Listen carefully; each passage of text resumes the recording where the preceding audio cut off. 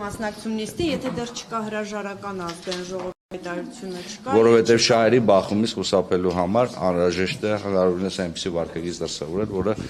չի ստեղծի լրացուցիչ իրավական խոչընդոտներ որևիցե մի սուբյեկտի համար, թե ազգային ժողովի, թե սահմանադրական կարգավորվող է, շահերի բախումից խուսափել։ Օրինակ տեսեք, այս օրակարգում կա սահմանադրական դատարանի մասին օրենք, եւ դրա քվեարկությանը մասնակցությունը ինքնին կարող է ստեղծել շահերի բախում։ Այսքան շնորհակալություն։ Բայց մարդիկ ինչ հավատ ունենա, որ դուք ՔՊԱ-կան լինելով գնում եք։ Ես ասացի, որ ես մեկնաբանություններ չեմ ՔՊԱ-կաններով լցվում եք սահմանադրական դատարան։ Ես ասում եմ, որ մեկնաբանություններ չեմ տալու, շնորհակալություն։ Այսինքն այդ բանի նկատմամբ այլևս վստահությունը, որը մասնավոր կարող է լինել, հիմա չկա, որտեղ դուք ՔՊԱ-կան եք, չէ՞։ Ես շնորհակալություն ըմբռնման համար, հարգելի գործընկերներ,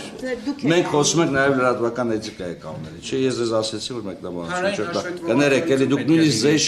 չեք թույլ տալիս, որպեսզի ես կարողանամ հաղորդել։ Ես եւս մեկ անգամ ասում եմ շնորհակալություն ըմբռնման համար, այս փուլում որից մեկնաբանություններ չեմ տալու, շնորհակալություն։ Շնորհակալություն, որ չդրվեմ, չդրվեմ։ Շնորհակալություն։ Շնորհակալություն։